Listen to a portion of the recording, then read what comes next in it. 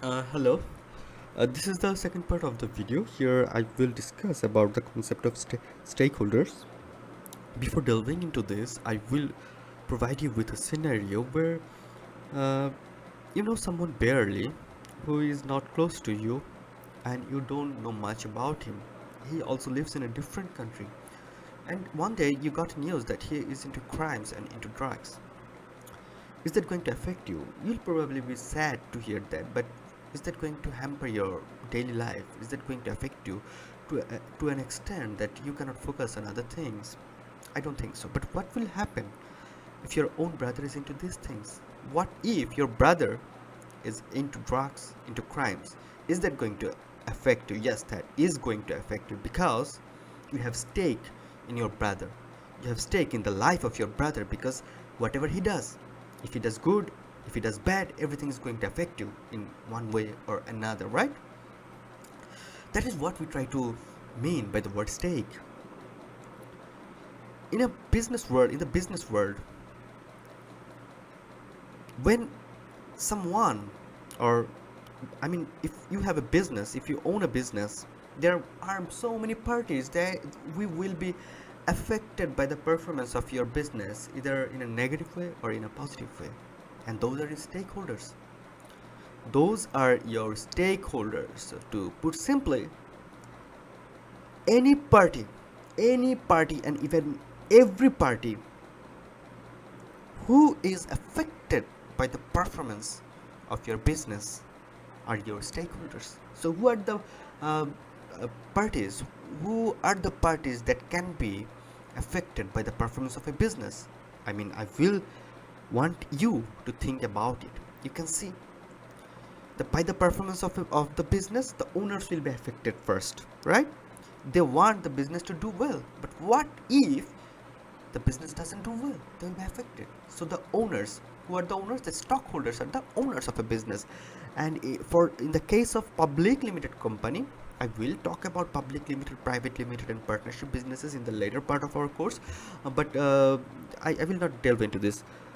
For public limited company, we call the owners to be stockholders. They are affected by the performance of your business. Your customers are also affected by the performance of your business. If you produce, if you can produce high quality products, your customers will be better off. They'll get a higher value for their money. Your surrounding community will be affected by your performance. What if you do not abide by the rules provided by the environmental uh, policies or something like that? What if you exert your wastes in the nearby canal? That is going to affect the society, right? So you need to abide by the rules and policies that are put forth by the respective and responsible authorities. So you cannot do anything that is going to harm the environment in any way. So your dealers, there are some of your dealers. I gave this example in my class that Yamaha and ACI. So who is the dealer here? ACI is the dealer of Yamaha. So if Yamaha does not do well, ACI will be affected. What if Yamaha bike and Yamaha musical instruments are like getting broken so easily? ACI will be affected by that because the performance of ACI, the sales of ACI will depend on the performance of the product of Yamaha. And your employees will be affected by your business. If your business does well, they will get a better life. They will probably enjoy a bonus. They'll probably enjoy an increment. But if it does not do well, they will probably have to be sacked. Their job will be under risk. The government leaders are affected by the performance of a business because how does a government run? A government run by the money of the tax, right? By the money that they collect in the form of tax. So who are the highest taxpayers? The businesses, you know that, right? Your suppliers, the media and the bankers. I discussed this in my class, is that how banks make profit by facilitating the businesses, right? Banks collect money from the society in the forms of deposit. So what does a bank do with that money? That bank invest that money so that the businesses can take money from the bank and then repay. So bank generally makes profit from the performance of the businesses. If the businesses can't do well, the bank will not get back its money that it has invested into those businesses. So banks are also affected. Media is also affected because media, the only way media industries and companies in media earn is by selling advertisements. So if the businesses don't do well, they will not do well. So these are the stakeholders of a business. So to put simply, stakeholders are the parties that are affected by the performance of your business. You understand that, sir? Okay. So now I will shortly talk about business environment. So what is a business environment? And what is environment? We know environment is everything that surrounds us. Why is environment important? We are shaped by the environment. As I have mentioned so many times in my class, is that we are the reflection of what we see and what we experience. The son of a writer will have a good hand in writing. The son of a singer will have a good sense of music. Why is that? Because that is what he grew up with, right? Yeah, that is what he grew up with. Environment shapes the way someone is. Is it really hard to understand? No. So what is business environment? The business environment consists of the surrounding factors that either help or hinder the development of business. So what are the surrounding factors? The economic and legal environment, the technological environment, the competitive environment, the social environment, and the global business environment.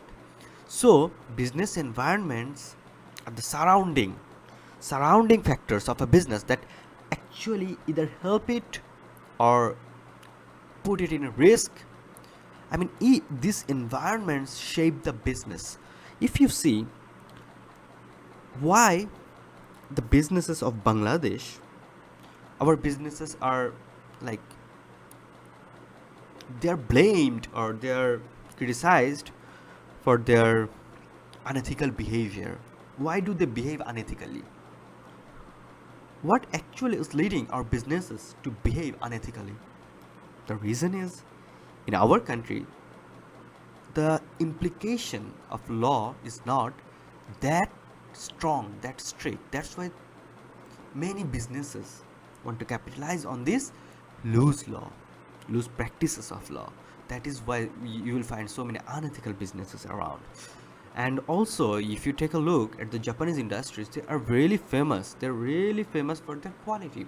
How on earth did they develop the idea of maintaining quality all at once? All the firms in Japan are renowned for their quality assurance. Not only one, not only two, but almost everyone, because the environment in Japan is that quality should be the first priority. That is their psychology, that is their philosophy. That is why all the businesses are shaped by this factor.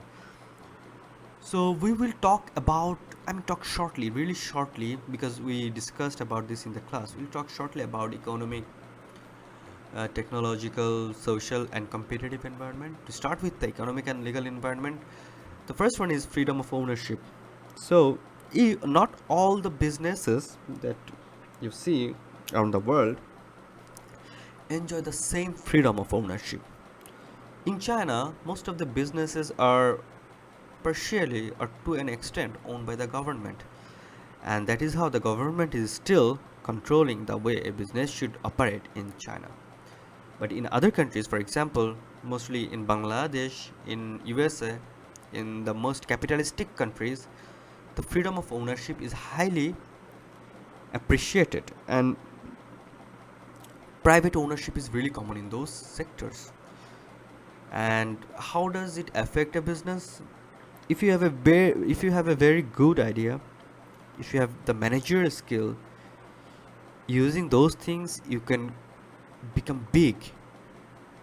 you can grow as much as you can in one of the capitalistic countries. But in communistic countries, or in countries where government has a lot of things to do in terms of deciding what to produce and what not, there you will not have that freedom.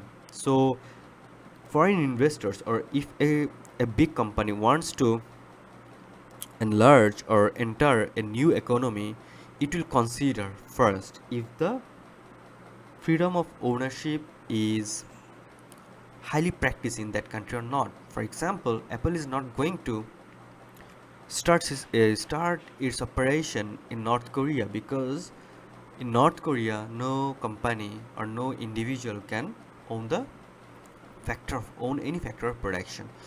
And also contract laws. Why is it so important? It is important because if the contract laws are not strictly practiced in one country, the investor has a huge chance of losing its money. For example, in the RMG sector, a buyer at first gets into a sales contract with the RMG garments factory, and based on the sales contract, the further negotiations starts to starts to grow or uncover starts to uncover. So in that case, what if one garments company in Bangladesh takes an order and then does not abide by the rules and terms and conditions of the contract? The buyer from the foreign country is going to suffer for that. In the next and after that, he is not going to um, give any order to any of the companies in Bangladesh, because in Bangladesh, if he doesn't feel confident about the contract law, he is going to get away from Bangladesh to another countries such as Vietnam and other countries who are good in textile industry, right? So contract laws are really important in terms of deciding whether a investor is going to get his money back, or whether someone is going to get something what he is supposed to get. And also corruption plays a huge role, in a sense that if a country is corrupt, there the official procedure is slow, so businesses which are so focused on efficiency will not be looking forward to starting its operation in countries where the corruption is high. So these are the things that we talked about. So you can have a you are probably you probably have a general idea of what it is. It is the factor. These are the factors, economic factors that affect a business. Okay. uh, Other than that, there are some economic factors. I'll provide you with the slides, such as tax, such as income of the population. These are also important factors to be considered. What is the technological environment? The technology is growing so fast. The technology is like nothing in this world had grown so fast historically other than the technology. Just think about a time just a decade ago. Things were not these advanced, but just within a span of 10 years, things have come so far that you cannot even predict what is coming tomorrow. So technological environment is also a huge impact in business world. How's that? You can see information technology, database, barcodes, the internet, everything is changing in the business world. So many businesses have online presence nowadays. You cannot even name a good business company which does not have any online presence, either in the social media or in the website, or in the they will have some kind of online presence. So businesses are being bound to uh, ensure their presence in the online market. And also the way businesses are operating nowadays, using high technology machines, using database, using information, making decision based on data. These are the technological changes that are affecting business. Businesses are not the same as it was 20 years ago. Consider a business, think about a business that was established 40 years ago. Its operation in the beginning and its operation nowadays are not the same. That's why I want my student, or I suggest my students, to keep an open mind. Businesses should adopt with the changes in the economy. The next one is competitive environment. What is competition? What is a perfect market? What is not a perfect market? You need to think about this. In There are so many economies, there are so many markets where the competition is not perfect. For example, in the case of monopoly, there is only one seller. It means it will decide the price of its products based on its own will. Nothing is affecting its decisions because there is no other competitor in the market. So if it happens, then the business will be risk free. But what will happen if the market is highly competitive? It means where the price of a product is determined by the demand and supply of that product, and there are so many competing firms trying to get the attention of the same market segment. In that case, you cannot charge highly for your product. If you do that, there will be competitors who will steal your customers by offering them lower price. So you need to understand the competitive setup of an environment, and a business is affected by that. If the market is highly competitive, it needs to be efficient and effective. It needs to produce products, and it needs with a very lower cost, and it needs to reduce its wastages, right? But in a market where the competition is not that much, for example, consider Iran. All the foreign companies in Iran, I mean, you know about the sanctions that are that had been put on Iran, right, by the America. For that, so many foreign companies cannot enter that market. That is why only there are local markets. For that, the competition faced by the local markets, or the competition faced by the local companies, are not as much as it is in Bangladesh, because we have no sanction on us, and we can actually buy anything from any company, and all those companies are competing each other to provide us with products at a lower cost. You get it, right?